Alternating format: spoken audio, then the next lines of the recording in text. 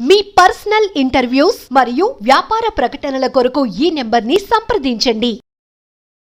నమస్తే, నేను మీ Gopi. Welcome back to మనం టీవీ. ప్రస్తుతం మన ముందుకైతే ఒక జంట వచ్చింది.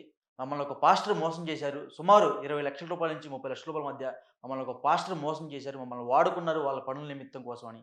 సో ఆ పాస్టర్ కింద దాదాపు 3000 మందికి పైగా జనాలైతే ఆ పాస్టర్ ట్రాన్స్‌లో అయితే నిలిచిపోయడం జరిగింది. సో ఆ పాస్టర్ వచ్చరికి పెద్దాపురం పాస్టర్ అంట. సో అసలు ఏం జరిగింది? ఎందుకు మనల్ని ఆశ్రయించారని ఆ జంటని అడుగుదాం. దయచేసి నాకు న్యాయం కావాలి సార్. నేను అప్పుల పరంగా అప్పులు తీర్చలేను సార్. ఇంకా నా ఓపిక లేదు సార్ ఇంకా. ఎందుకంటే ఇప్పటికే మేము చాలా అప్పులైపోయాం. మేము డబ్బు పరంగా నష్టపోయాం సార్. అప్పులు మేము తీర్చలేము సార్. నాకు ఎదిగిన కూతురు ఉంది సార్.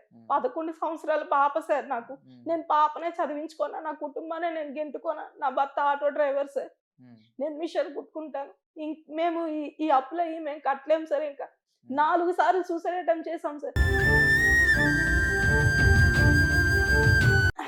మేము వాళ్ళ దగ్గరికి ఎప్పుడు వెళ్ళినా సరే అండి, ఇప్పటికి ఈవెన్ సంఘం అంతా కూడా ఇది ఎవరిని అడిగినా చెప్తారండి, వాళ్ళ ముందు ఎవరు కూర్చోరు సార్. కూర్చోకూడదు కూడానండి. పాస్టరే కాదండి, వాళ్ళ ఇంట్లో పిల్ల ఎంత ఉన్నా సరే ఆ ఇంత పిల్ల ముందు కూడా ఎవరు కూర్చోకూడదు సార్.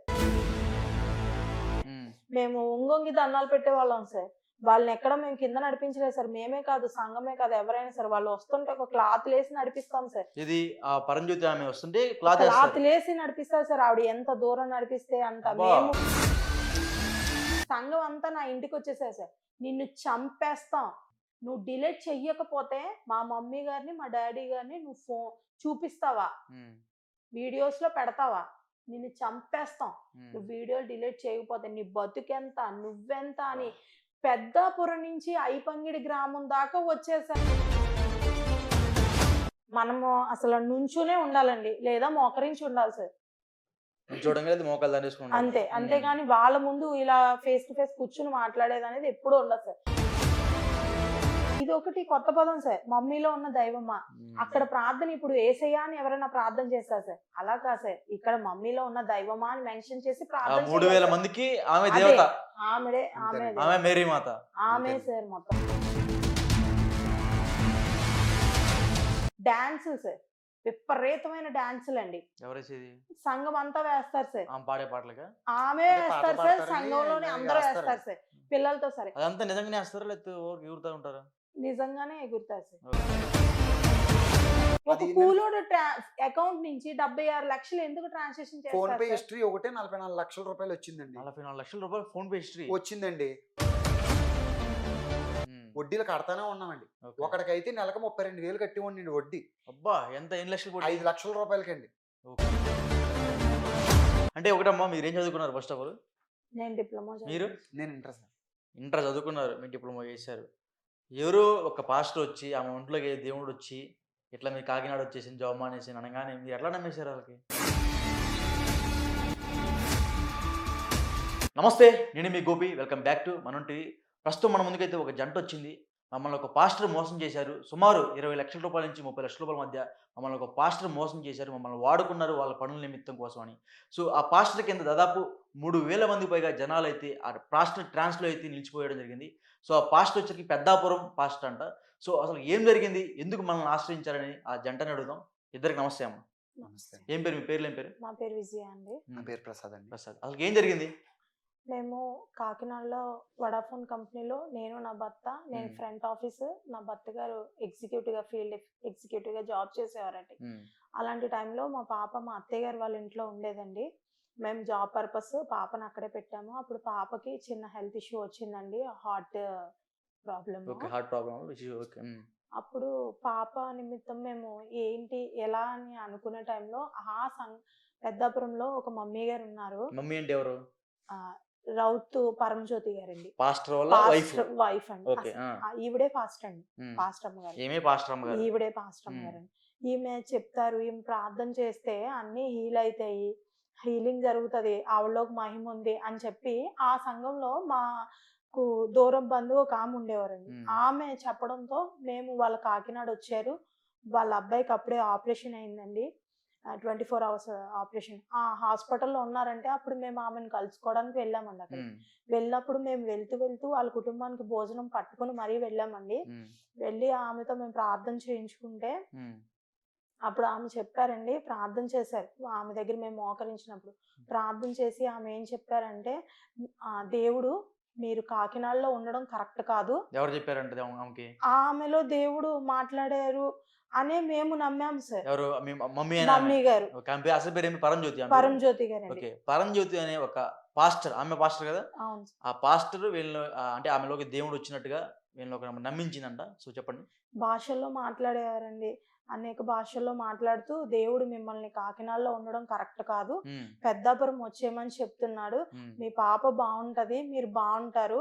ఆ టైంలో మా పాపకు కొంచెం హార్ట్ ప్రాబ్లం ఉంది సార్, హాస్పిటల్లో అడ్మిట్ చేయాలండి ఆ టైంలో. అసలు అప్పుడు మేము జీజీహెచ్లో అడ్మిట్ చేసేటప్పుడు కూడా మళ్ళీ మేము ఫోన్ చేసినప్పుడు ఆవిడ అదే చెప్పిందండి, మీ పాపకి హీల్ అయిపోతుంది, బాగుంటది, మీరు కాకినాడ వదిలేసేయండి, పెద్దాపురం వచ్చేయండి. మరి జాబ్స్ అండి అని అడిగినప్పుడు ఏం చెప్పారంటే, దేవుడు మిమ్మల్ని అసలు కాకినాడలో ఉండద్దని చెప్తున్నారు, మీరు ఉన్న పలంగా పెద్దాపురం రమ్మన్నారంటే మమ్మీ గారు అనే పిలిచేవాళ్ళం అండి.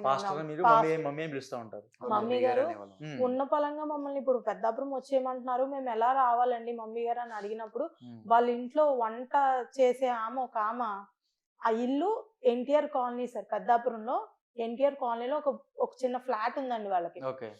అది ఖాళీగా ఉంది, దాని తాళాలు మీకు ఇస్తాము, మీరు వెళ్ళి ఇమ్మీడియట్ గా శుభ్రం చేసుకొని నెక్స్ట్ డే కల్లా అక్కడికి వచ్చేయమని చెప్పారండి. మేము అదే నిజంగా వచ్చేసాం సార్. వడాఫోన్ కంపెనీ జాబ్ ఇద్దరం కూడా వదిలేసి వెంటనే అక్కడికి వచ్చేసాం సార్.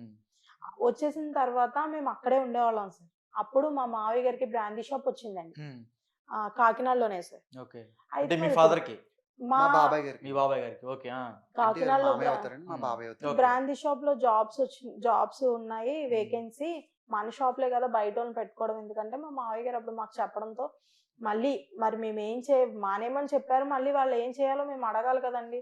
వాళ్ళ దగ్గరికి వెళ్ళి మమ్మీ గారు మరి ఇలా మా మావయ్య గారికి బ్రాందీ షాప్ లో వచ్చినాయండి, ఇలా ఉద్యోగం మానేసాం కదా, మరి మాకు కూడా కొంచెం ఇబ్బందిగా ఉంటుందండి అని చెప్పినప్పుడు వాళ్ళు ఏం చెప్పారు, మళ్ళీ ఆమె ప్రార్థన చేశారండి. ఆమె ముందు మేము మోకరించగానే ప్రార్థన చేసి మళ్ళీ మోకాళ్ళ మీద వాళ్ళ దగ్గర మోకాళ్ళ మీద ఉండగా మళ్ళీ భాషల్లో మాట్లాడుతూ ఒక మాట చెప్పారండి, దేవుడు నిన్ను బ్రాందీ షాప్ లోకి వెళ్ళమంటున్నాడు అని చెప్పారండి.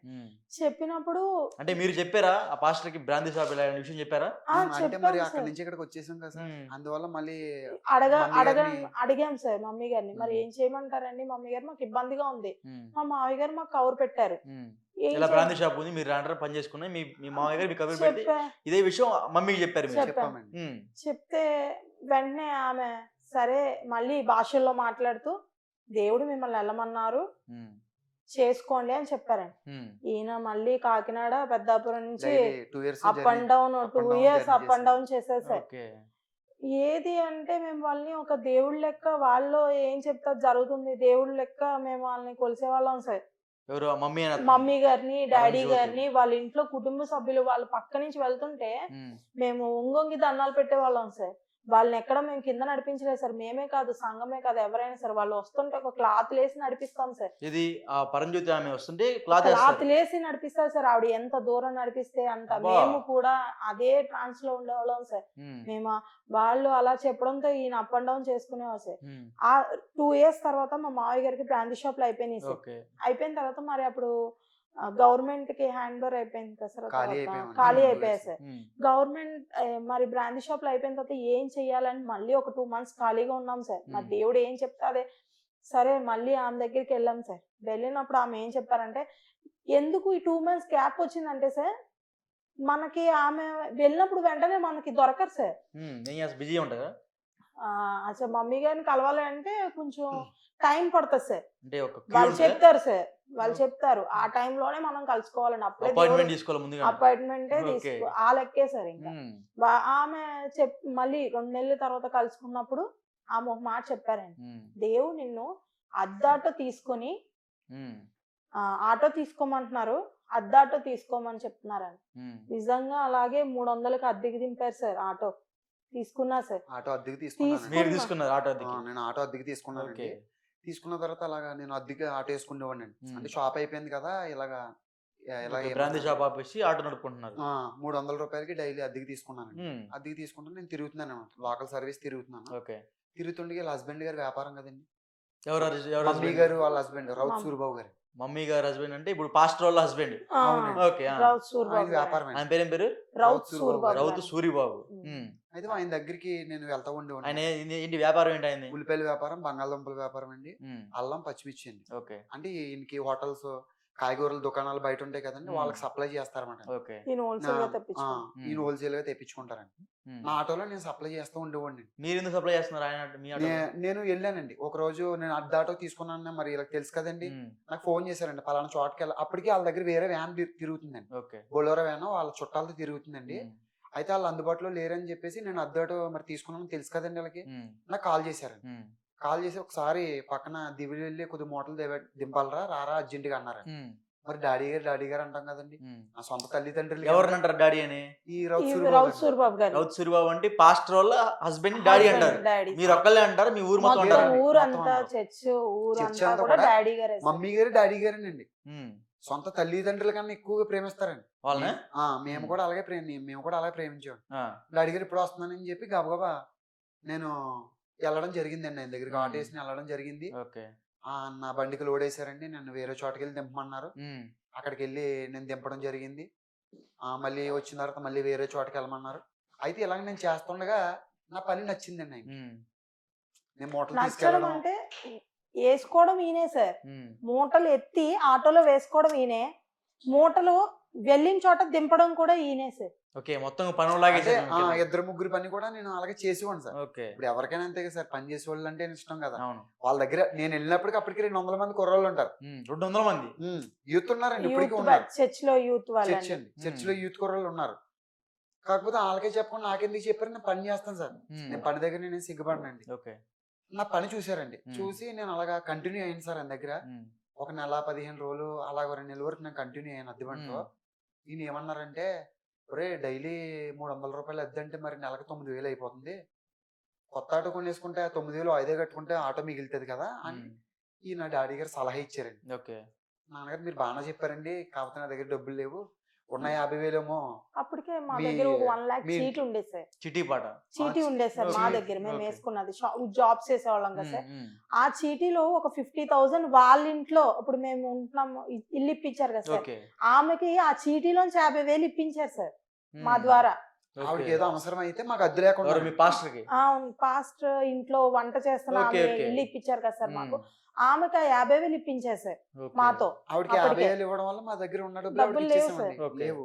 ఆ విషయం నేను ఈయనకి చెప్పానండి. 50,000 ఎందుకు ఇచ్చారు మీరు? ఇంటి మీద ఇంటికి ఇచ్చాం సార్. అద్దె అంటే లేకుండా మనం అద్దె ఉండేవాళ్ళం కట్టుకుంటాం సార్. కదా. Okay, okay. మనం 750 రూపాయలు అద్దె అండి, మనం 50 రూపాయలు ఇది 50,000 ఇచ్చేవండి ఆవిడకి. అద్దె లేకుండా ఇచ్చామాట. ఆవిడ ఏదో కష్టంలో ఉన్నారంటే, మేము కష్టంలో ఉన్నాం అనుకున్నప్పుడు, కాకపోతే ఆవిడ కష్టం అనేటప్పటికి చీటీ ఉంది కాబట్టి ఇచ్చామండి. ఓకే. ఈయనేమో ఇలాగ అన్నారండి, తీరా చూస్తే మన దగ్గర డబ్బులు లేవు. నాన్నగారు నా దగ్గర డబ్బులు లేవండి అంటే, సరే అయితే సాయంత్రం మీ ఆవిడని తీసుకుని ఇంటికి రా అన్నారు వాళ్ళ ఇంటికి. అప్పుడు నేను అంటున్నాను, నా భార్యని తీసుకుని వెళ్ళడం జరిగిందండి. వెళ్ళే వరకు కూడా నాకు ఈయన ఇలా చేస్తారని తెలియదు, నేను అనడం జరిగింది. ఈ మాట అంతా చెప్పిన తర్వాత, డబ్బులు లేవన్న తర్వాత, సాయంత్రం మీ ఆవిడని తీసుకుని రారా అన్నారండి. మేమేమో అనుకున్నాం అంటే మా 50,000 మాకు ఇప్పించేస్తారేమో, ఆవిడ దగ్గర ఉన్నాయి కదండి వాళ్ళ ఇంట్లో అనుకున్నాం. కానీ మేము వెళ్ళాము, ఈయనేమో వెళ్ళేటప్పటికి ఆయన ఏమన్నారంటే, అమ్మాయి మీ అబ్బాయి మీ ఆయన ఇలాగా అడ్డాటో తిప్పుతున్నారు కదా, దానివల్ల 9,000 నష్టపోతుంది. మేము వాళ్ళ దగ్గరికి ఎప్పుడు వెళ్ళినా సరే అండి, ఇప్పటికి ఈవెన్ సంఘం అంతా కూడా ఇది ఎవరిని అడిగినా చెప్తారండి, వాళ్ళ ముందు ఎవరు కూర్చోరు సార్, కూర్చోకూడదు కూడానండి. పాస్టరే కాదండి, వాళ్ళ ఇంట్లో పిల్ల ఎంత ఉన్నా సరే ఆ ఇంత పిల్ల ముందు కూడా ఎవరు కూర్చోకూడదు సార్. మనము అసలు నుంచునే ఉండాలండి, లేదా మోకరించి ఉండాలి సార్, అంతే. అంతేగాని వాళ్ళ ముందు ఇలా ఫేస్ టు ఫేస్ కూర్చుని మాట్లాడేది అనేది ఎప్పుడు ఉండదు సార్. మేము ఇలాగే వాళ్ళ రూమ్ లో ఉన్నా సార్, రూమ్ బయట మేము ఉన్నామండి. మేము మాట్లాడుతున్నప్పుడు ఆయన చెప్పారండి, ఇలా ఇలా కదా, నేను ఓ పని చేస్తాను, ఇంకెలాగో అద్దె లేకుండా దాని మీద ఉంటున్నారు కాబట్టి, నేను ఇప్పుడు ఒకళ్ళ దగ్గర ఒక 50,000 తీసుకుని ఇప్పిస్తాను, ఆ 50,000కి వడ్డీ ప్రతి నెల మీరు కట్టేయాలి, ఆ 50,000 పట్టుకెళ్ళి మీరు ఆటో తీసుకోండి అన్నారు. ఓకే. నేను మరియమ్మ గారండి, వాళ్ళ ఇంట్లో పనమ్మాయి. Okay. మరియమ్మ గారు ఇచ్చిన 50,000 నేను మీకు నేను తీసేసుకుంటాను, వాళ్ళకి ఇచ్చేస్తాను, అప్పుడు వరకు మీరు వడ్డీ కట్టాలి. మరియమ్మ గారు ఒక 8 నెలలు ఇచ్చేస్తాను అన్నారు ఓకే. అని చెప్పారండి. అలా తీసుకున్నాక కొత్త ఆటో తీసింది సార్. కొత్త ఆటో తీసిన తర్వాత మేము బయట ఎక్కడ ఎవ్వరికి తోలలేదు సార్. అది పెద్దాపురం అందరికీ తెలుసు సార్. Okay. మార్కెట్ అంతా తెలుసండి. మార్కెటే కదండి ఈయన ఊర్లో. దగ్గరే శనివారం, శుక్రవారం, శనివారం, తెల్లవారుజాము ఉంది, ఆదివారం, ఈ 3 రోజులు కూడా ఆయన దగ్గరే తిరిగేవానండి. మిగిలిన రోజులు చర్చిలో తిరిగేస్తారు ఆటో ఖాళీగా. చర్చిలో ఉండేవాళ్ళం అండి. మిగతా రోజులు ఈయన దగ్గరే తిరిగేవాళ్ళం. 2017, 18 బాగా వ్యాపారం జరుగుతుందండి. 19 కూడా బాగా జరిగింది. 19 అన్ని కరోనా వచ్చింది కదా సార్. అవును. 2019 అన్ని కరోనా వచ్చింది. 2020లో ఈయనకి కరోనా అటాక్ అయిందండి, రౌత్ సూరిబాబు గారికి. ఓకే. మా ఓనర్ గారికి, పాస్టర్ వాళ్ళ హస్బెండ్ గారికి ఈయనకి కరోనా వచ్చిందండి. ఈయన కరోనా వస్తే ఈయన కరోనా వచ్చిన విషయం కూడా నాకు చెప్పలేదండి. వాళ్ళు, నేను ఆయనతో తిరిగి ఆయనతోనే ఉన్నానండి. నేను ఓకే.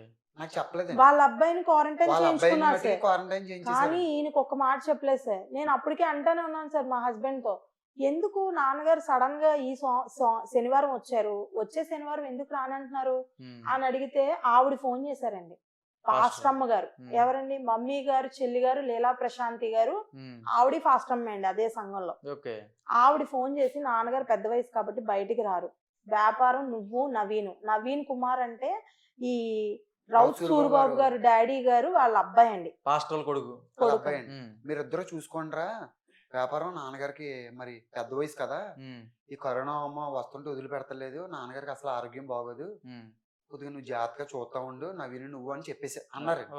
అన్న తర్వాత సరే అమ్మగారు చాలా చూస్తామండి అన్నానండి. అలా చేస్తున్నప్పుడు వాళ్ళ అబ్బాయి నేను ఈ మూటలు తోలుకుంటూ ఈ లెక్కలు రాస్తూ అంటే 400 కట్టలు దుంపలండి, ఒక 100-150 సార్లు ఉల్లిపాయలండి, ఒక 30-40 బస్తాలు అల్లమండి, ఒక 20 బస్తాలు మిర్చి అండి. ఇవన్నీ ఎవరెవరికి వెళ్తున్నాయి ఏంటన్నది రాయాలంటే ఎవరు రాస్తారండి? ఆయన ఉంటే ఆయన రాసుకునేవాడు. నాకు అప్పు చెప్పారండి ఆ పని, నాకు వాళ్ళ అబ్బాయికి. నేనే రాసేవాడు, వాళ్ళ అబ్బాయి ఏమి రాసేవాడు కాదు. మొత్తం నా దగ్గర ఏదో బుక్ ఉన్నదండి, ఆ బుక్ లో నేను ఎవరెవరికి నేనే పట్టుకెళ్ళేవాడిని కదా సార్. నేనే పట్టుకెళ్ళి నాకు జట్టోళ్ళు వేసేవారండి లోడింగ్, నేను అన్లోడింగ్ నేనే చేసుకుని టక్ మన వచ్చి అలా చేయడం జరిగిందండి. 20, 21, 22, 23 నేను జూన్ వరకు ఆయన దగ్గర చేస్తానే ఉన్నానండి. ఓకే. అంటే ఒకటమ్మా, మీరు ఏం చదువుకున్నారు? ఫస్ట్ ఆఫ్ ఆల్ నేను డిప్లొమా. మీరు? నేను ఇంటర్ సార్. ఇంటర్ చదువుకున్నారు, మీరు డిప్లొమా చేశారు. ఎవరు ఒక పాస్టర్ వచ్చి ఆ ఒంట్లోకి దేవుడు వచ్చి ఇట్లా మీరు కాకినాడ వచ్చేసింది జాబ్ మానేసి అనగానే మీరు ఎట్లా నమ్మేశారు వాళ్ళకి? మేము అనుకున్నాం సార్, అంటే ఈ కాలంలో అయినా సరే ఇవన్నీ ఉంటాయా? మీరు ముందు మీకు లోక జ్ఞానం లేకుండా ఉన్నట్టుంది మీరు. అందుకే సార్ ఈ రోజు ఇంతగా మోసపోవడానికి కారణమైంది సార్. మమ్మీలో ఉన్న దైవమా ఇలాగే ప్రార్థన చేస్తారు సార్ సంఘం అంతా. సంఘం అంటే సుమారు ఎంతమంది చెప్పి 2000 మంది ఉంటారు వాళ్ళు? ఇంకెక్కువే ఉంటారు, 3000 మంది, 5,000 మంది ఉంటారు సార్. ఆ 3000 మందిని వాళ్ళు ఒక ట్రాన్స్ లో తీసుకెళ్లారు. ట్రాన్స్ లోకే తీసుకెళ్లారు సార్. లేకపోతే సార్ ఇప్పుడు మీరు అన్నట్టే మామూలుగా ఇంత ఎడ్యుకేటెడ్ పర్సన్స్ అయ్యుండి ఇన్ని తెలిసిన వాళ్ళు, ఇంత ధైర్యం ఉన్న వాళ్ళు సడన్ గా అలా మారిపోవడానికి, మా ఫ్యామిలీ అంతా కూడా వెల్ ఎడ్యుకేటెడ్ సార్. మా ఫ్యామిలీ అంతా కాకినాడ మాది ప్రాపర్ సార్. మా నాన్నగారు కౌన్సిలర్ సార్, ఎక్స్ కౌన్సిలర్. మా నాన్నగారు ఇప్పుడు చనిపోయారు సార్, ఇప్పుడు మా అత్తగారు వాళ్ళు ఉంటున్నారండి ఆ ప్లేస్ లోని కౌన్సిలర్ గా. మా తాతయ్య గారు చైర్మన్ చేశారు సార్. అంత హై ప్రొఫైల్ వాళ్ళు. ఏంటంటే వాళ్ళు మేము ఇంకా దేవుడు నిజంగా మాట్లాడేస్తున్నాడేమో, ఓకే, మీరు నిజంగానే పాస్టర్లో దేవుడు వచ్చేసాడు తీరిపోతాయి అన్నట్టుగా మీరు భావించి వాళ్ళకి పని చేస్తున్నాం సార్. ఇంత ఇది ఒకటి కొత్త పదం సార్, మమ్మీలో ఉన్న దైవమా. అక్కడ ప్రార్థన ఇప్పుడు ఏసయ్యా అని ఎవరైనా ప్రార్థన చేస్తారు సార్, అలా కాదు సార్, ఇక్కడ మమ్మీలో ఉన్న దైవమా అని మెన్షన్ చేసి ప్రార్థన. 3000 మందికి ఆమె దేవత, ఆమె మేరీ మాత, ఆమె సార్ మొత్తం అంతా. అయితే ఇప్పుడు ఇలా వ్యాపారం చేయించుకునేవారు సార్, బిజినెస్ అప్పచెప్పారు సార్. ఎవరైనా ట్రాన్స్ లో లేరనుకోండి సార్, ఒక ఆటో డ్రైవర్ ఆటో పని చేసుకుంటూ వ్యాపారం నడిపించుకుంటూ మళ్ళీ బయట నుంచి డబ్బులు తీసుకొస్తూ మళ్ళీ ఇదంతా మళ్ళీ ఎవరెవరికి అకౌంట్స్ లో వేయాలో చేసేవారు సార్. ఈ కోవిడ్ టైంలో కొంచెం టైమింగ్స్ చేంజ్ అవుతూ ఉండేవి కదా సార్, మార్చుతూ ఉండేవారు. ఆ టైంలో ఒకవేళ రొటేషన్ అవ్వలేదు అనుకోండి సార్, ఇప్పుడు లోడ్ పంపిస్తారు సార్ ఎవరైనా మనకి. లోడ్ పంపించినప్పుడు ఆ అమౌంట్ వీక్ లో వేసేయాలి సార్ వాళ్ళకి, వారానికి ఒకసారి వేసేయాలి సార్ పార్టీ వాళ్ళకి. మళ్ళీ నెక్స్ట్ వీక్ రాదు కదా సార్. ఇప్పుడు మేము శుక్రవారం, శనివారం, ఆదివారం చేసేవాళ్ళం సార్. వాళ్ళకి సోమవారం నుంచి బుధవారం మధ్యలో అమౌంట్ వేసేయాలండి. ఓకే. ఇప్పుడు ఇలాగా ఈ శుక్రవారం శనివారం వచ్చి సాల్తీలకి నెక్స్ట్ సోమవారం నుంచి బుధవారం మధ్యలో 3 రోజుల్లో అమౌంట్ వేయాలి సార్. వేయకపోతే మరి నెక్స్ట్ వీక్ సరుకు రాదు. సరుకు రాదు కదా సార్. ఓకే. ఇలాగే ఇదంతా జరుగుతుండే సార్. ఒక టైంలో డబ్బులు కొంచెం బయట నుంచి వసూలయ్యాయి కాదు సార్ కోవిడ్ టైంలో.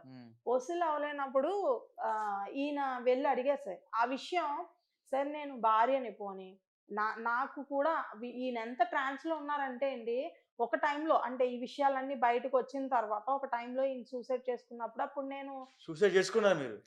అవును సార్. అంటే ఆ 2023 పాస్టర్ వాళ్ళు మీరు సూసైడ్ చేసుకున్నారు? సూసైడ్ చేసుకుంటే అంటే ఇది వాళ్ళ ఎలాగంటే అబ్బాయే సార్, నేను కాపాడాడు ఈ సార్. వ్యాపారం అంతా చేస్తున్నాం సార్. 4 ఇయర్స్ నుంచి ఎంతో నమ్మకంగా చేస్తున్నాం. ఓకే. ఈ సడన్ గా 2023 జూన్‌లో ఫోన్ చేసి నేను బయట ఉన్నాను సార్. అప్పుడు నేను మా అక్క వాళ్ళది గృహప్రవేశం అని నేను అక్కడికి వచ్చాను. గృహప్రవేశానికి రావడం జరిగింది. అక్కడికి వచ్చినప్పుడు ఫోన్ చేశారండి. సడన్ గా ఫోన్ చేశారు నాకు. ఎక్కడ ఉన్నారా అన్నారు. అన్నాను నేను అలాగే మరి బయట ఉన్నాను అంటే నాకు అకౌంట్స్ అప్ చెప్పే అన్నారు. అకౌంట్స్ అప్ చెప్పేసి అన్నారండి. ఓకే. అలాగేనండి అప్ చెప్పేస్తాను అన్నానండి. అకౌంట్ అప్ చెప్పేమన్నప్పుడు అప్ చెప్పేస్తాను నేను అన్నాను. మరి ఎక్కడికక్కడ మరి బాకీలు ఉండిపోయినాయండి. నేను బయట నుంచి తెచ్చిన డబ్బు ఉండిపోయింది. బయట నుంచి ఆయన ఇప్పుడు బయట నుంచి మీరు సుమారు ఎన్ని లక్షల రూపాయలు ఇచ్చారండి? 22 లక్షల రూపాయల వరకు నేను బాకీలు తెచ్చాను సార్. ఈ మాట అంటుంటే వాళ్ళు ఏమంటున్నారు అనుకుంటున్నారు, ఈ హై ప్రొఫైల్ వీళ్ళ హై ప్రొఫైల్ అట. ఇలా హై ప్రొఫైల్ హై ప్రొఫైల్ ఎవరిది? రౌత్ సూరిబాబు గారు. రౌత్ సూరిబాబు గారు వాళ్ళది. నేను కుబేరుణ్ణి అని అడుగుతున్నాడు సార్ ఆయన. ఆయన ఒక్క విషయం సార్, ఇది ఏమైందంటే ఈ బిజినెస్ నడుపుతున్నప్పుడు కొంచెం అమౌంట్ తక్కువ వచ్చేది సార్. అమౌంట్ తక్కువ వచ్చినప్పుడు నాన్నగారు అమౌంట్లు ఎలా వేయాలండి, మరి కొంచెం అమౌంట్ తక్కువ వస్తుంది మీరేమో వాళ్ళకి వేసేయమంటున్నారు అని చెప్పి అడుగుతున్నారండి. అంటే ఊరే నేనేమో హాస్పిటలైజ్ ఉన్నాను. నిజంగానే ఆయన హాస్పిటలైజ్ అయ్యారు సార్. ఎలా అంటే కోవిడ్ తర్వాత వెంటనే 2 times ఊపిరితిత్తుల ఆపరేషన్ అయిందండి. దాని తర్వాత వెంటనే మళ్ళీ ఓపెన్ సర్జరీ జరిగింది సార్. ఈ 4 సంవత్సరాలు ఆయన సిక్ అయ్యే ఇంట్లోనే ఉన్నారు సార్. బయటికి రాలేదు సార్ కోవిడ్ తర్వాత నుంచి. నాన్నగారు ఎలా అంటే ఊరే మీరు బయట నుంచి ఏమన్నా డబ్బు తెచ్చేస్తా ఉండండి, మరి నాకు చూస్తే ఇలా అయిపోయింది, వ్యాపారం ఆగకూడదు. నేను ఒక్కనే కాదండి. మీరు నాన్నగారు అనమాకండి, పాస్టర్ అని చెప్పండి, జనానికి అర్థమైంది. పాస్టర్ అని చెప్పండి. ఈ పాస్టర్ అండేదానికన్నానండి పెద్దాపురమైన ఎవరైనా సరే నాన్నగారు డాడీ గారు అంటేనే అందరికీ అర్థం అవుద్దండి. చాలా అందరూ ఈవెన్ మార్కెట్ లో కూడా డాడీ గారు అని అంటారు సార్. డాడీ గారు అని వాళ్ళ అబ్బాయి నేను ఇలాగా మరి పార్టీ వాళ్ళకి డబ్బు సరిపెట్ల పోయే వాళ్ళు. పార్టీ అంటే మీ సరుకు పంపించే వాళ్ళకండి. సరిపెట్ల పోయే వాళ్ళమండి డబ్బు. మరి నాన్నగారు ఇదిగోండి మీరు ఏమో ఇంత తీసేయమంటున్నారో ఇక్కడ చూస్తున్నాం మీ అమౌంట్లు రాలేదంటే కొద్ది బయట నుంచి తీసుకొచ్చి చెయ్యండి రా, మళ్ళీ మార్చుకుందాం మనం. మీరు మట్టికి వ్యాపారం ఆగిపోతే మనం బ్లాక్ అయిపోతాం, బయట డబ్బు ఉండిపోద్ది, మళ్ళీ నా డబ్బు అంతా బయట ఉండిపోద్ది అంటే ఆయన చూసుకున్నారండి. అది మేము గమనించుకోలేకపోయాం. ఇప్పుడు సపోజ్ మేము ఎక్కడి నుంచి తెచ్చేస్తామండి బాబు, మేము వేయలేము అనేసి ఊరుకున్నాను అనుకోండి, అక్కడ ఆయన వ్యాపారం ఆగిపోద్దండి. అంతకు ముందు వారం చేసిన లక్షల రూపాయలు డబ్బు అంతా బయట ఉండిపోద్ది కదండి. ఆ ఆలోచనతో ఆయన వాళ్ళ అబ్బాయిని నన్ను ఎలాగ అనేవారండి. వాళ్ళ అబ్బాయిని ఏమేం చేసేవాళ్ళం, మాకు దొరికినట్టుగా ఇద్దరం కలిపి తెచ్చేసేవాళ్ళం అండి. ఎంత తెచ్చారు సుమారు? మేము అలా బిట్ల కింద 22 లక్షల రూపాయల వరకు తెచ్చింది సార్. వాళ్ళ అబ్బాయి ఒక 30-40 తెచ్చారు సార్. వాళ్ళ అబ్బాయి కూడా అప్పులు అయిపోయారండి. అయితే ఇప్పుడు పెద్ద మనుషుల్లో పెడుతున్నప్పుడు వాళ్ళ అబ్బాయిని ఎంటర్ చేయట్లేదండి. ఇక్కడ వాళ్ళ అబ్బాయిని ఎంటర్ చేయకుండా పెద్ద మనుషులు తీసుకొచ్చి ఎమ్మెల్యేల ద్వారానో చైర్మన్ల ద్వారా మాట్లాడించి పోలీస్ వ్యవస్థను కూడా ఒక మూటలు మోసుకోవడానికి వెళ్ళామంట కదా నువ్వు, 20 రూపాయలు మూట మోసుకోవడానికి 22 లక్షల రూపాయలు నీకు ఎవరిచ్చాడని ప్రశ్నిస్తున్నారండి నన్ను వీళ్ళందరూ. అర్థమైంది సార్? 22 లక్షల రూపాయలు నీకు ఎవరిచ్చారని అడుగుతున్నారండి. 22 లక్షల రూపాయలు నేను ఒకసారి తేలేదండి. అది 2020 మొదలుకుని 2023 వరకు కూడా 50,000 వారానికి ఎంత అవసరం అయితే అంత 50,000, 1,00,000, 2 లక్షలు అలాగా ఈ 4 సంవత్సరాల్లో డబ్బు తెస్తానే ఉన్నామండి. వడ్డీలు కడతానే ఉన్నామండి. ఒకటికైతే నెలకు 32,000 కట్టి ఉండండి వడ్డీ. అబ్బా, ఎంత 5 లక్షల రూపాయలకండి. అది కూడా నా దగ్గర ఎక్సెల్ షీట్ ఉందండి. అది ఎస్పీ ఆఫీస్ గారికి నేను ఎస్పీ గారు కంప్లైంట్ ఇచ్చాను సార్. అది కూడా ఎందుకు ఇచ్చామంటే సార్, ఈయన ఇలా మొండి దెబ్బలాట ఆడాడండి. నాకు రూపాయి సంబంధం లేదు అంటే ఈ వ్యాపారం అప్ చెప్పామన్నా వ్యాపారం అప్ చెప్పాను కదా సార్. మరి ఇదిగోండి మరి ఇదంతా బాకీలు బయట ఉండిపోయినంటే నాకు సంబంధం లేదే, అదంతా నువ్వు తెచ్చుకున్నావు, నువ్వు చేసుకున్నావు, నాకు రూపాయి ఇవ్వాల్సిన సంబంధం లేదని చేతులు దులిపేసుకున్నాను. పాస్టర్ చేతులు ఎత్తేసాడు. ఎత్తేసిన తర్వాత సార్ ఎన్నిసార్లు మేము ఎంతో మంది పెద్ద మనుషుల దగ్గరికి వెళ్ళాం సార్. వెళ్ళిన ప్రతిసారి ఏమంటున్నా తెలుసా సార్, నువ్వు కూలి పనికి వెళ్ళావంట కదా వాళ్ళ దగ్గరికి. సరే సార్ మేము కూలోళ్ళం, కూలి పనికే వెళ్ళాను సార్, నేను ఒప్పుకుంటాను. వాళ్ళు పిలిస్తేనే కదా సార్ నేను వెళ్ళాను. సరే అది కూడా పోనీ నేను పిలవలేదని వాళ్ళు అబద్ధం ఆడితే మనం ఏం చేయలేం సార్. ఒక కూలివాడు మామూలుగా సార్ 20 రూపాయలు మూటలు మోసే కూలోడు ఇంత పని ఏముంది సార్ అసలు? కూలోళ్ళకి ఎందుకు సార్ ఈ లెక్క అంతే కదా అంత సార్. అసలు? ఇప్పుడు 20 రూపాయలు మూట మోసుకుంటాకి వెళ్ళినాడు, ఈ ఆ 20 రూపాయలు మూటతోనే వచ్చేస్తాడు కదా. ఈ లెక్కలన్నీ ఇవన్నీ ఎందుకు సార్ ఎందుకు అసలు? గురికించుకుంటాడండి? ఈ లెక్కలన్నీ ఎందుకు సార్ అసలు? సరే ఈ దీని మాట కూడా పక్కన పెట్టినా ఒక అది కూలోడు అకౌంట్ నుంచి 76 లక్షలు ఎందుకు ట్రాన్సాక్షన్ ఫోన్ చేస్తారు పే సార్? హిస్టరీ ఒకటే 44 లక్షల రూపాయలు వచ్చిందండి. 44 లక్షల రూపాయలు ఫోన్ పే హిస్టరీ. వచ్చిందండి. ఒక కూలోడు అంటున్నారండి వాళ్ళు. డిపార్ట్మెంట్ తో కూడా అదే చెప్తున్నారండి వాళ్ళు. పోలీస్ కూడా అదే పోలీసులు డౌట్ కూడా అదే పడుతున్నారు చెప్తున్నారు. సార్. ఇప్పుడు నువ్వు పోలీసు కూలోడు అంట కదా, నువ్వు కూలోడు ఎలాగ ఇంత తెచ్చావంటే ఎలా నమ్ముతాను? ఎవరు అన్నారు ఈ మాట? మొన్న కొవ్వూరు. 5వ తారీఖుని మా కొవ్వూరు పిఎస్ లో ఉన్నారు. కొవ్వూరు పిఎస్ లో పెట్టారు సార్. పెడితే ఎస్ఐ గారు లేరండి. ఏదో చిన్న డిస్కషన్ అయ్యి అక్కడ 144 సెక్షన్ ఏదో విధింటే అక్కడికి వెళ్ళారు. వాళ్ళ పెద్దల్ని మా పెద్దల్ని మాట్లాడుకోమన్నారండి. మాట్లాడుకుంటే వాళ్ళ పెద్దలు మా పెద్దలు మాట్లాడుకుంటున్నారు. ఏదో జరుగుతుందండి అసలు ఇలా. కేసు ఫస్ట్ ఎవరు పెట్టారు మీ మీద? నేనే ఫస్ట్ వాళ్ళే పెట్టారు సార్. ఎందుకు పెట్టారు? ఏమైందంటే సార్ ఇలా చేశారు కదా సార్, నేను డబ్బులు అడుగుతుంటే ఇలా చేస్తున్నా సార్, సంవత్సరం నుంచి పెద్ద మనుషుల దగ్గర తిరుగుతుంటే ఇలా అవుతుంది సార్. నేను ఒక హైదరాబాద్లోనే ఒక నీలరాజు గారు అనే ఒక బ్రదర్ని అప్రోచ్ అయ్యాను సార్, ఫోన్లోనే సార్. సార్ బ్రదర్, మీరు అబద్ధ బోధకుల కోసం ఒక ఫైట్ చేస్తున్నారు కదా, ఇలా పెద్దాపురం మమ్మీ గారు సంఘం వాళ్ళు మమ్మల్ని ఇలా చీట్ చేశారు, వెళ్ళి అడుగుతుంటే నీ దిక్కున్న చోట చెప్పుకోమని అంటున్నారు అన్నారు సార్. ఇప్పుడు ఇంత ట్రాన్సాక్షన్ ఇదంతా వాళ్ళ సంఘానికి తెలుసు సార్, వాళ్ళకి తెలుసు సార్, కానీ వాళ్ళు బైబిల్ పట్టుకుని బోధిస్తున్నారు, అదే నోటితో అబద్ధం చెప్తున్నారు సార్. ఇంకేం చెప్తాం సార్? అంటే నేను వాళ్ళ అబద్ధం చాలా ఆడినట్టు కష్టపడ్డానండి. ఒకవేళ నేను అబద్ధం ఆడొచ్చు సార్. ఇప్పుడు ఈ కూలోడు విషయం పక్కకు పడితే అసలు వాళ్ళు అబద్ధం ఆడుతున్నారు సార్, ఇది మా కోసం తేలేదు అప్పు అని. తేకపోతే అసలు మాకు సంబంధమే లేదంటున్నారు సార్ వ్యాపారం. ఈ 44 లక్షలు చేసాం సార్, 76 లక్షలు ఒకటి ఉంది సార్ అకౌంట్ లో. ఈ రెండు కలిపి ఈ రెండు నాదే అని అబద్ధం ఆడచ్చు సార్ నేను ఆడాలనుకుంటే. కానీ నేను నిజాయితీగా చెప్తున్నాను సార్. ఈ నిజాయితీ అన్న మాట దేన్ని బట్టి చెప్పాలో కూడా నాకు తెలియట్లేదు కదా సార్. ఒక ఒట్టేస్తే నమ్ముతారా, లేకపోతే ఇన్ని చూపించినా నమ్మలేని వాళ్ళు ఇంకేం చేస్తే నమ్ముతారు సార్ ఇప్పుడు అసలు? ఎంత వచ్చింది సార్? సపోజ్ నేను 10 సంవత్సరాల బట్టి పెద్దాపురంలో ఉంటున్నాను. ఓకే. కొన్ని వాళ్ళు కాదంటున్నారు ఈ డబ్బు అంతా. నేనే తెచ్చుకున్నాను, నేనే చేసుకున్నాను అంటున్నారు. నేను ఇల్లు కట్టానా, పెళ్లి చేశానా, నా లేకపోతే కూతురు నా ఫంక్షన్ ఇంటి చేశానా? నా ఇంట్లో ఏమైనా ఉందేమో, ఒక వస్తువు చూపించమనండి సార్, నేను ఇంత తప్పు చేశాను 22 లక్షలు. సరే, నేను ఒక పర్సన్ లగ్జరీగా తిరిగినా సరే 22 లక్షలు ఏం ఖర్చు పెట్టేస్తా సార్? పోనీ నేను ఎక్కడికైనా టూర్లు వెళ్ళి ఖర్చు పెట్టానా, ఏం చేశాను? పోనీ అది కూడా ఒక ఎంక్వైరీ తీసుకోవాలి కదా సార్. ఒక సామాన్యుడు 22 లక్షలు తెచ్చాడు అంటే ఏదో కారణం ఉంటుంది సార్ గట్టిగా. లేకపోతే ఒక కూలోడు అంటున్నాడు, ఒక కూలోని చూసి 22 లక్షలు ఎందుకు ఇస్తారు సార్ ఎవరైనా? వాళ్ళ అబ్బాయి కూడా ఈ అప్పుల విషయంలో తోడున్నాడు సార్. ఇప్పుడు ఇద్దరం కలిపే చేసామండి. ఈ అప్పులకి ఇప్పుడు ఏంటంటే వాళ్ళు ఏంటంటే వీళ్ళ వెనకాల ఎవరో లేరు, మన వెనకాల చాలా మంది ఉన్నారు. మనం అంతా ఇప్పుడు మన మీద బేస్ అయ్యి రాజకీయాలు కూడా ఉన్నాయి. ఒక్కసారి సార్, మొన్న 5వ తారీఖున నేను ఆగస్టు 26వ తారీఖున 28వ తారీఖున ఎస్పీ ఆఫీస్ లో కంప్లైంట్ పెట్టాను సార్. వాళ్ళు నా మీద 27ని పెట్టారండి. నీలరాజు గారు 26ని యూట్యూబ్ లో వీడియో అప్లోడ్ చేశారు సార్. 27న వాళ్ళు నా దగ్గరికి వచ్చేసారు సార్ వెంటనే. ఓకే, మీ వీడియో నీలరాజు అనే అతను అప్లోడ్ చేశారు. అప్లోడ్ బాధ చేశారు. మొత్తం జనాలకు చెప్పారు సార్. చెప్తున్నారు. జనాలకు చెప్పగానే అందులో వీళ్ళు సంఘంలో చేసిన తప్పులు ఇది బైబిల్లో ఉందా, ఇప్పుడు ఈ మమ్మీలో ఉన్న దైవమా అనేది బైబిల్లో ఎక్కడా లేదు సార్. అయితే ఆ విషయాన్ని ప్రశ్నించారండి నీలరాజు గారు. డాన్సులు సార్, విపరీతమైన డాన్సులు అండి. ఎవరేసేది? సంఘం అంతా వేస్తారు సార్. పాడే పాటలుగా? ఆమె అంటే వేస్తారు పాటలు సార్, పాడతారని సంఘంలోనే అందరూ వేస్తారు. వేస్తారు సార్, పిల్లలతో సరే. అదంతా నిజంగానే వేస్తారా లేకపోతే ఎగురుతా ఉంటారా? నిజంగానే ఎగురుతారు సార్. ఓకే. అయితే ఆ వీడియో నీలరాజు గారికి నేను చూపించాను సార్. అదే విషయాన్ని ప్రశ్నించారండి. ఒక యవ్వన పిల్లల్ని మీరు డాన్స్లు వేయించడం ఏంటి, ఆడవాళ్ళని కూడా ఇలా డాన్స్లు వేయించడం ఏంటి, అవి మళ్ళీ మీరు వీడియోస్ తీసుకుని దగ్గర పెట్టుకోవడం ఏంటి, ఇది తప్పు కదా, ఇది బైబిల్లో ఎక్కడ ఉంది డాన్స్లు వేసినట్టు అని ఆయన ప్రశ్నించారనండి. 27వ తారీఖున నేను మా సొంతూరు వచ్చేసాను సార్. వీళ్ళు ఇలా దిక్కున్న చోట చెప్పుకో, ఏం చేస్తావో చేసుకొని భయపడ్డాం సార్. మమ్మల్ని చాలా రకాలుగా బాధలు పెట్టారండి. పెద్దాపురంలో వాళ్ళ దగ్గర మేము మానేసిన తర్వాత సంవత్సరం ఉన్నాను సార్ నేను ఒక చోట ఇంట్లోని. అక్కడ మమ్మల్ని ఎంత టార్చర్ పెట్టారు తెలుసా సార్? చిన్నప్పుడు పెద్దప్పుడు అందరు అప్పులోళ్ళకి ఇల్లు చూపించి మరి ఇంటి అడ్రస్ కి చూపించి ఇంటికి తీసుకొచ్చి దేబెట్టివ్వరండి. అది కాకుండా మా ఆయన గారిని సార్ ఈ 5,50,000 అతనికి మా ఆయన గారిని కిడ్నాప్ చేయించేశారు అతనితో. ఆ కేసు పెద్దాపురం ఎస్ఐ ఇప్పుడు ఉన్న స్టిల్ ఎస్ఐ గారు కాకుండా పాత ఎస్ఐ గారికి కూడా తెలుసండి. అప్పుడే నేను ఎస్పీ ఆఫీస్లో కంప్లైంట్ పెట్టాను సార్.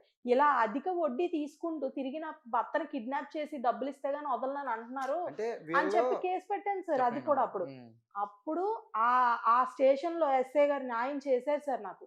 ఏమన్నారంటే అప్పుడు జగన్ గారి పరిపాలన అండి అది. ఆ టైంలో స్పందన ఉంది కదా సార్, స్పందన కూడా వెళ్ళి పెట్టానండి. 8 రూపాయలు వడ్డీ 100కి, వారానికి 100కి 8 రూపాయలు వడ్డీ చొప్పున తీసుకుంటున్నారు. తీసుకుని తిరిగి 1 నెల వడ్డీ ఆగేటప్పటికి నా భర్తను కిడ్నాప్ చేశారు. ఇది కరెక్ట్ కాదండి, నాది తప్పు, ఇది తప్పని మీరు చెప్పండి అని చెప్పి నేను ఎస్పీ గారిని కలిసినప్పుడు ఎస్పీ గారు నాతో డైరెక్ట్ గా మాట్లాడి ఆయన చాలా బాగా స్పందించారండి. నిజంగా ఆయన చేతులు జోడించి దండం పెట్టాలండి. ఆయన నాకు ఎంత సహాయం చేశారు అంటే ఆయన చాలా అండి. ఆయనే ఇది తప్పని చెప్పి అతను చెప్పారండి, నీ మీద కాల్ మనీ కేసు పెడతాను, నువ్వు 5 లక్షలు 10,000 ఇచ్చి 6 లక్షలు 7 లక్షలు వడ్డీ కట్టించుకున్నావు ఇతనితో, నువ్వు ఇంకా డబ్బులు కావాలని నేను నేర్పిస్తున్నావా అని చెప్పి అతన్ని భయపెడితే అతను పెద్దాపురం ఎస్ఐ దగ్గర డైరెక్ట్ గా ఒప్పుకున్నాడు సార్, ఇదంతా నేను చేయలేదండి, నా మీద ఎటువంటి కేసులు పెట్టద్దు, పెద్దాపురం మమ్మీ గారు వాళ్ళ ఆయన గారు రౌత్ సూరిబాబు గారు ఆయన చెప్పారనే మేము తీసుకెళ్ళిపోయామండి అని చెప్పారండి. ఓకే, పెద్దాపురం పిఎస్కి వెళ్ళినప్పుడు అక్కడ ఎస్ఐ మీతో ఎలా బిహేవ్ చేశారు? ఇప్పుడు మొన్న కాకుండా అదే ఫస్ట్ ఈ యూట్యూబ్ వీడియో తర్వాత కేసు పెట్టారు కదా సార్, ఈమె కొత్త ఆమె వచ్చారు సార్, లేడీ మౌనిక గారు. ఈ మౌనిక గారు ఏం చేశారంటే సార్, నన్ను పెద్దాపురం రమ్మని చెప్పారు సార్ కేసు పెట్టిన వెంటనే అండి. నేను వెళ్ళి ఎస్పీ ఆఫీస్ లో కేసు పెట్టానండి, వెళ్ళలేదు సార్. వెళ్ళకపోతే మళ్ళీ కొవ్వూరు రూరల్ కి పంపించారు సార్. కొవ్వూరు రూరల్ పంపిస్తే కొవ్వూరు రూరల్ ఎస్ఐ గారు ఏమన్నారంటే, ఇదంతా ఈ సరౌండింగ్ లో జరగలేదు కాబట్టి నువ్వు వెళ్ళి పెద్దాపురం వెళ్ళమ్మా అంటే, సార్ నాకు పెద్దాపురంలో థ్రెడ్ ఉందండి, నేను వెళ్ళాను సార్ పెద్దాపురం అని చెప్పినప్పుడు వాళ్ళు ఏం చేశారంటే అండి, సరే పెద్దాపురం రానంటున్నారు కదా మీరు, ఓ పని చేయండి అమ్మా, పెద్దాపురం స్టేషన్ లో కెమెరాలు అన్నీ ఉన్నాయి, మీకు ఎటువంటి భయం ఉండదు, డైరెక్ట్ వెళ్ళి స్టేషన్ లో కూర్చోండి, మీకు ఏదైనా అయితే నేను విడిచిపెట్టను వాళ్ళని కూడా, మీరు వెళ్ళండి, భయం లేదని చెప్పి ధైర్యం చెప్పి పంపించారండి. పంపించినప్పుడు నేను పెద్దాపురం ఎస్ఐ గారు, నాకు కొవ్వూరు ఎస్ఐ గారు సెప్టెంబర్ 10వ తారీఖు నాతో మాట్లాడారండి. ఎస్ఐ గారితో కూడా మాట్లాడారు పిలిపించమని. సెప్టెంబర్ 17 వరకు టైం తీసుకున్నారండి పెద్దాపురం ఎస్ఐ గారు మమ్మల్ని పిలిపించడానికి. పెద్దాపురం ఎస్ఐ గారు సెప్టెంబర్ 17 నన్ను పిలిపించి, నేను నా భర్త 2 పెద్ద మనుషులు తీసుకురమ్మన్నారండి. మా అన్నయ్య గారిని మా బావగారిని తీసుకుని వెళ్ళానండి, మా మరిది గారిని తీసుకుని వెళ్ళినప్పుడు ఎన్ని రకాలుగా నిజంగా అనకూడదు సార్, ఒక ఆడవాళ్ళు స్టేషన్ కి వెళ్ళడం నా దృష్టిలో నేను తెలుసుకున్నది ఇప్పుడు ఈ ఆగస్టు నెల నుంచి పరిగెట్టిన విధానాన్ని బట్టి చెప్తున్నానండి, ఒక ఆడవాళ్ళు స్టేషన్ కి వెళ్ళడం అనేది చాలా పెద్ద పొరపాటు అన్న విషయాన్ని తెలుసుకున్నాను సార్ నేను. ఎందుకంటే ఒక ఆడ వ్యక్తిని కూడా చూడకుండా ఆ రూమ్ లో ఒక 15 మంది దాకా ఉన్నారండి ఎస్ఐ గారి రూమ్ లో నన్ను పిలిపించినప్పుడు. ఎవరో 15 మంది? వాళ్ళు సార్, వాళ్ళు 15 మంది ఎక్కువ ఉన్నారా? 15 మంది ఉంటారు సార్. మా హస్బెండ్, నేను, మా మరిది గారు, మా బావగారు, మా అన్నయ్య అండి. మిగిలిన వాళ్ళందరూ వాళ్ళోళ్ళే సార్. నేను స్టేషన్ లోపలికి అసలు అదే సార్ నేను కూడా అడుగుతున్నాను, సంఘంకి వెళ్తే ఎందుకు సంబంధం నాకు అర్థం కావట్లేదు సార్. అసలు నేను ఎస్పీ ఆఫీస్ లో కంప్లైంట్ పెట్టడానికి కారణం కూడా ఇదే సార్. సంఘం అంతా నా ఇంటికి వచ్చేసారు సార్, నిన్ను చంపేస్తాం, నువ్వు మమ్మీ గారు నీల్ రాజు గారు వీడియో డిలీట్ చేయాలంటండి యూట్యూబ్ లో, నువ్వు డిలీట్ చెయ్యకపోతే మా మమ్మీ గారిని మా డాడీ గారిని నువ్వు చూపిస్తావా, వీడియోస్ లో పెడతావా, నిన్ను చంపేస్తాం, నువ్వు వీడియోలు డిలీట్ చేయకపోతే నీ బతుకెంత, నువ్వెంత అని పెద్దాపురం నుంచి ఐపంగిడి గ్రామం దాకా వచ్చారు సార్ 15 మంది. ఆ విషయం ఎవ్వరికి అనవసరం అంటే సార్, ఎస్పీ గారు కంప్లైంట్ పెట్టాను సార్. పెద్దాపురం పిఎస్ లో మౌనిక గారు మీతో ఎలా బిహేవ్ చేశారు? ఆ రోజు నేను వెళ్ళగానే సార్ అక్కడ మొత్తం ఇలా లైన్ గా కుర్చీలేసారు సార్. వాళ్ళందరూ ఫాస్ట్ గారి కుటుంబం అండి, అంటే రౌత్ సూరిబాబు గారి కుటుంబం సభ్యులందరికీ కుర్చీలేసారు సార్. నన్ను నా భర్తని నేరస్తులుగా పక్కన నుంచోబెట్టారు సార్. నుంచోబెట్టి మౌనిక గారికి నేను పెట్టిన కంప్లైంట్ విషయం వదిలేశారు సార్. నేను దేవని పెట్టానంటే కంప్లైంట్, వీళ్ళు నా పెద్దాపురం నుంచి పంగిడి రావాల్సిన కారణం ఏంటి, యూట్యూబ్ నీలరాజు గారిది, నీలరాజు గారు డిలీట్ చేయాలి. సరే, ఒకవేళ అది నా బాధే కాబట్టి అది నిజమే కదా, దాని విషయంలో నేను పోరాడుతున్నాను, నాకు న్యాయం కావాలి అని అడిగితే అదేమీ అవసరం లేదండి సార్. పెద్దాపురం ఎస్ఐ గారికి వీడియో ఒకటే డిలీట్ చేయాలంట. నువ్వు వీడియో డిలీట్ చేస్తావు, వెళ్ళిన దగ్గర నుంచి వచ్చేదాకా ఒకటే సార్. మమ్మల్ని స్టేషన్ లోపలికి ఫోన్లు పట్టుకెళ్ళినవ్వలేదు సార్. లోపల ఎస్ఐ గారి రూమ్లోకి వాళ్ళందరూ ఫోన్స్ తెచ్చుకున్నారు సార్. అది అంటే వాళ్ళు హై ప్రొఫైల్ కాదు సార్, కాబట్టి వాళ్ళని కూర్చోబెడతారు సార్, ఏమన్నా చేస్తారు సార్. ఒకటే సార్, వాళ్ళతో ఎంతో కూల్గా మాట్లాడుతున్నారు సార్. నన్ను మాత్రం నిన్ను బొక్కలో వేస్తాను, నిన్ను బొక్కలో వేస్తాను సార్. నాకు పోలీస్ వాళ్ళ మీద ఏం కోపం లేదు సార్, బాధ ఉంది సార్. ఎందుకంటే ఒక ఆడదాన్ని కదా సార్, అంతమంది మగోళ్ళలో నువ్వు బొక్కలు వేస్తాను బొక్కలు వేస్తాను బొక్కలు వేస్తాను అని ఒక 20-25 టైమ్స్ యూజ్ చేశారు సార్ అదే మాట. ఏ నువ్వు దీన్ని అర్జెంట్గా తీసుకెళ్ళి లోపలే. బయట ఉన్న కానిస్టేబుల్ సార్, దీని నోరుగా నిలబడింది అనుకో తీసుకెళ్లి లోపలేసే. దీని నోరుగా నిలబడింది అనుకో అర్జెంట్ గా స్టేషన్ లో ఉన్న కేసులన్నీ దీని మీద ఫైల్ చేసి లోపలేసే. అంటే నిజంగా అన్నా సార్, ఒక్క మాట చెప్పనా సార్, ఉంది సార్. ఒక్క మాట, నేను సార్ హ్యూమన్ రైట్స్ కి వెళ్దాం అనుకున్నాను సార్. మనం ఆమె మీద మీరు చెప్పిన మొత్తం కరెక్ట్ అయితే అక్కడ సీసీ ఫోటో ఉందని చెప్తున్నారు కదా,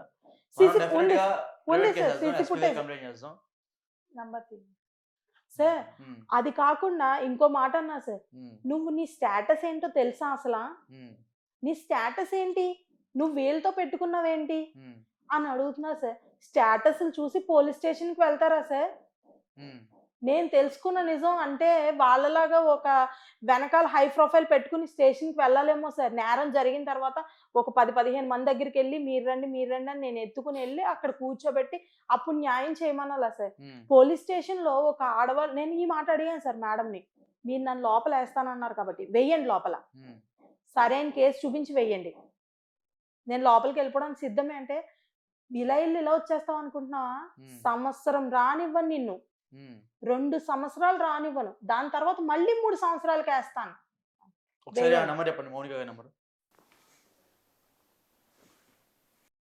అంజుబాబు గారు ఉన్నారు సార్ ఇందులో, ఒక్కసారి సార్. వాళ్ళ అల్లుడు గారు అంజుబాబు గారు ఉన్నారు సార్, పాస్టర్ గారు అల్లుడు అంజుబాబు గారు కానిస్టేబుల్ సార్. ఒక్క నిమిషం అంతా మాట్లాడదాం.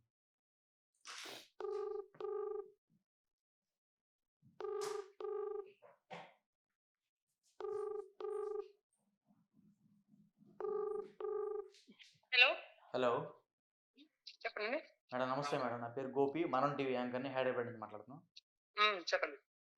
మీరు ఒక చిన్న ఇష్యూ మేడం, ఇక్కడ పెద్దాపురంలో డాడీ మమ్మీ ఒక పాస్టర్స్ గురించి ఒక ఇద్దరైతే మా దగ్గర వచ్చారు మోసపోయారని. సో వాళ్ళు మీ స్టేషన్కి వచ్చినప్పుడు వాళ్ళతో మీరు నెగ్లిజెన్సీగా మాట్లాడారంట, నిజమేనా? నెగ్లిజెన్స్ ఏదండి అంటే మీకు ఇష్యూ ఏమైంది నాకే తెలియదు, కానీ విషయం ఏంటంటే మనకి క్లియర్ గా తెలుసా మీకు? ఏంది మేడం? క్లియర్ కట్ గా తెలుసా మీకు? తెలుసు మేడం, చెప్పండి. నాకు తెలిసినంత వరకు ఈ మమ్మీ చర్చిలో ఉన్న ఇది ఎవరైతే పాస్టర్ గారు ఉన్నారో ఆ పాస్టర్ గారి హెల్త్ బాగోపడం వల్ల ఆయన చేసే వ్యాపారాన్ని ఇతనికి ఇచ్చినట్టు. ఇతనికి ఇచ్చినప్పుడు ఏం జరిగింది, ఏదో అమౌంట్ లైవ్ లో ఉన్నానా, మరి నాకు అలా ఎందుకు, నేను పోలీస్ డిపార్ట్మెంట్ లైవ్ ఎందుకు మరి? కాదు మేడం, జనాలు తెలియదు కదా, ఇప్పుడు మీ ఎమ్మెల్యే గారు సపోర్ట్ ఉంటుంది, ఇప్పుడు ఎమ్మెల్యే గారితో మాట్లాడతాం, మీరు ఏమని పోలీస్ స్టేషన్ లో బొక్కలు వేస్తామని చెప్పారంట. మీరు మీ ప్రైవేట్ కేసు చేస్తాం, ఇప్పుడు మీరు కోర్టులో పడతారు కదా. దేని గురించి ఏం జరిగిందో మీరు ఒక్క నిమిషం మేడం, మీరు మీ శాలరీ చెప్పిన తర్వాత కాదు, చెప్పిన తర్వాత చెప్పండి. విడిగా మాట్లాడితే బాగుంటుంది, అలా మాట్లాడితే కరెక్ట్ కాదు కదా. ఊళ్ళో ఉన్నాను పైగా, చెప్పండి. ఒకసారి లైవ్ అనేది ఆపేసి క్లియర్ చెప్పిన తర్వాత ఒక నేను చెప్పిన అవునో కాదు తెలుసుకుని మాట నాకు ఏం లేదు, నేను చేసి తప్ప ఒప్పాలని మాట నాకు ఎన్నో విషయం దాంట్లో. ఓకేనా, చెప్పండి. మళ్ళీ చైనా మరి అయితే ఫోన్ చేసి చేస్తారా? Okay madam, okay.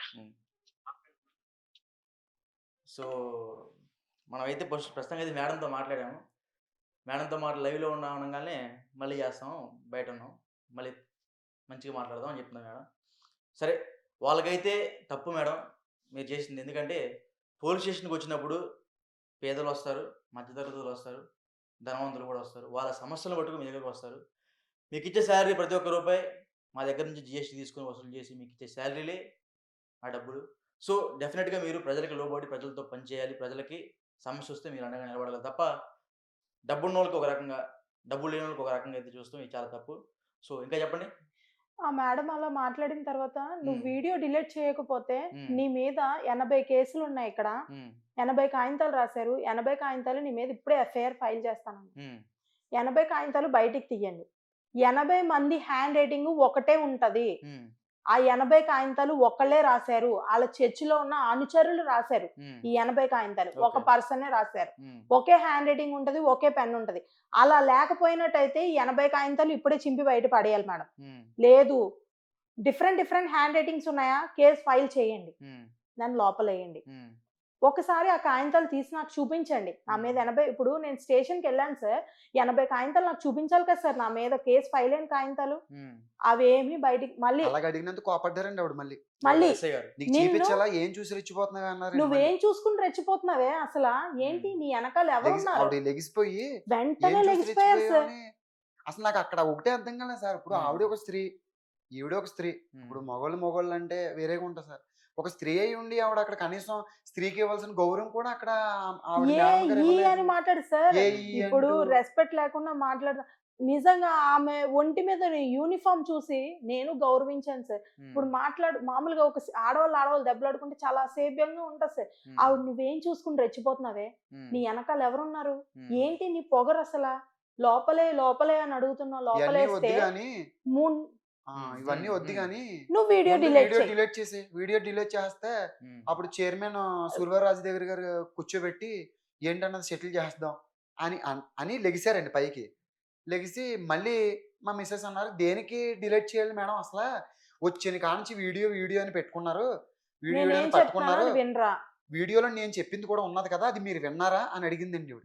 వినాల్సిన పని ఏం లేదు, వీళ్ళు నువ్వు చెప్తున్నారు వీడియో కదా, డిలీట్ చేయ ముందు వీళ్ళ ఫ్రేమ్ పోతుంది నీ వల్ల అని నీ అడుగుతున్నా. స్టేటస్ ఏంటి, అసలు వాళ్ళ స్టేటస్ ఏంటి, వాళ్ళతో నీకేంటి, నువ్వు అసలు ఎవరితో పెట్టుకుంటున్నావు నీకు తెలుసా? ఈ అనేసి- ఎస్ఐ మేడం ఇలా మాట్లాడితే నాకు చాలా నచ్చలేదు సార్. నేను వెంటనే స్టేషన్ లో 5 నిమిషాలు కూడా నిలబడకుండా బయటకు వచ్చేసాను సార్. బయటికి వచ్చేసి ఇంటికి వచ్చేసిన తర్వాత కొవ్వూరు ఎస్ఐ గారికి, మీరు నన్ను వెళ్ళమన్నారు, నాకు ఇలాంటి అన్యాయం జరిగింది, ఇలాంటి మాటలు మాట్లాడారు నన్ను మీ ఎస్ఐ గారు అని చెప్పడానికి వెళ్తే ఆ సార్ అక్కడ లేదు సార్. ఒకటి వాళ్ళు ఎమ్మెల్యే మాట చెప్పి తప్పించుకొని వస్తున్నారు పక్కకి. తర్వాత ఇప్పటికి నేను ఆగస్టు 28 నుంచి వాళ్ళని మొన్న నవంబర్ 5వ తారీఖు ఒక్కసారి రప్పించగలిగాను sir. Okay. A pastor? A past గానే రప్పిస్తే సార్, ఎస్ఐ గారు లేరు సార్ కొవ్వూరులో. లేనప్పుడు ఒక స్టేషన్ కి మనల్ని ఎస్ఐ పిలిచినప్పుడు మనం ఆయనకి రిప్లై ఇచ్చి కదా సార్ వెళ్ళాలి. రిప్లై వచ్చారు సార్, స్టేషన్ కి వచ్చి అంటారు సార్, నేను ఎమ్మెల్యేతో ఫోన్ చేయించాను, నేను ఇప్పుడు వచ్చాను, నాకు నచ్చిన సమయాన్ని నేను వస్తాను. ఎవరు? Pastor sir. ఓకే. సరే, నువ్వేం ఒకసారి మీ ఎమ్మెల్యే గారితో చేస్తావు? మాట్లాడదాము. ఆయన సార్ ఏమంటారు ఒక్కసారి ఒక్క నిమిషం సార్. చెప్పండి. ఒక మాట అన్నారు సార్, నేను మీడియాకి వెళ్తాను అని అడిగాను సార్. మీడియాకి వెళ్తాను, నాకు ఇక్కడ న్యాయం జరగకపోతే అంటే, మీడియా వెళ్ళు, నువ్వు ఒక్క రోజు కనిపించేలా చేస్తాను, తర్వాత నీ బొమ్మ కనబడకుండా చేయగలిగే స్టేటస్ నాకు ఉంది అన్నారు సార్. అయితే నేను సీఎం గారి దగ్గరికి వెళ్తాను అన్నాను సార్. సీఎం పవన్ కళ్యాణ్ గారి దగ్గరికి వెళ్తానంటే, డిప్యూటీ సీఎం.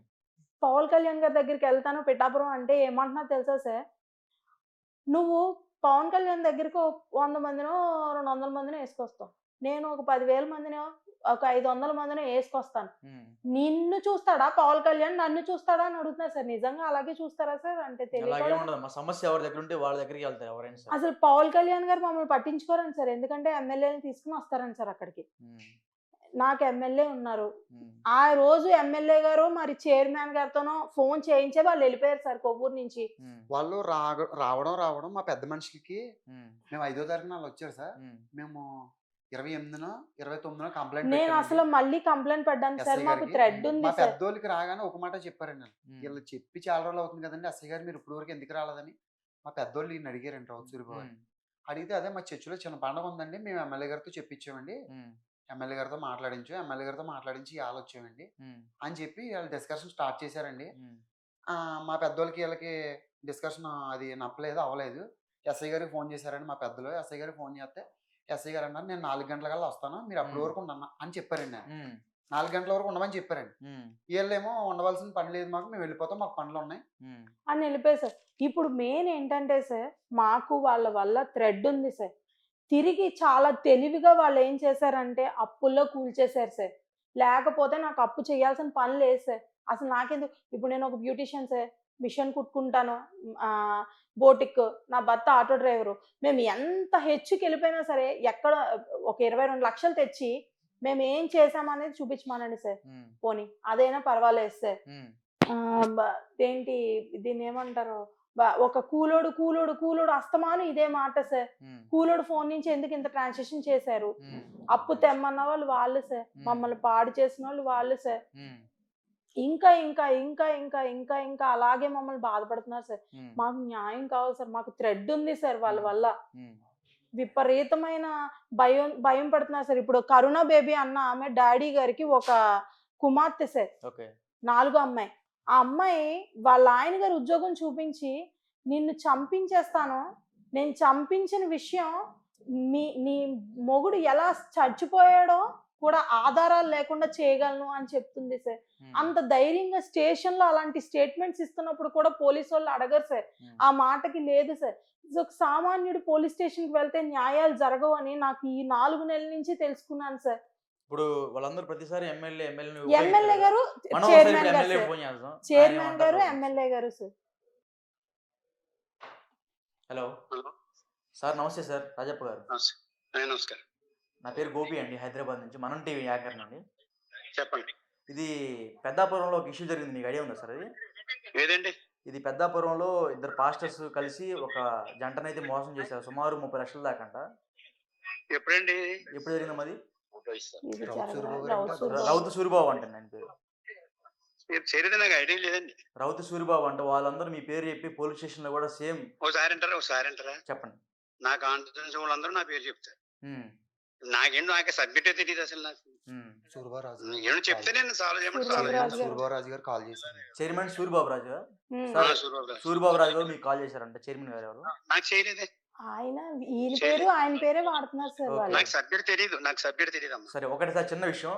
వీళ్ళు ఏంటంటే పెద్దాపురంలో ఉంటారంట. ఎవరు? నాకు నా దగ్గర రమ్మని నేను మాట్లాడుతున్నాను. నేను సెటిల్ చేయకపోతే ఒకటి వెళ్ళాలి, కానీ నాకు తెలియదు కదా, విషయం తెలియదు. ఓకే, ఒక నిమిషం. మా తరపు నుంచి, మా ఛానల్ తరపు నుంచి, సుమన్ టీవీ అది మొత్తం కలిపి మాట్లాడుతున్నామండి, ఆల్ మీడియా ఛానల్స్ తరపు నుంచి. సో ఇప్పుడు వీళ్ళు మా దగ్గర ఒక సమస్యతో వచ్చారండి. ఏంటంటే అది ఒక పాస్టర్ అమ్మ ఇద్దరు కలిసి మాకు 30 లక్షల రూపాయల దాకా మోసం చేశారు, మమ్మల్ని వాడుకున్నారు. మమ్మల్ని 30 లక్షల రూపాయలు అప్పుల్లో కుదేసి ఇప్పటికి కూడా మా మీద కేసులు పెడుతున్నారు. మమ్మల్ని చంపడానికి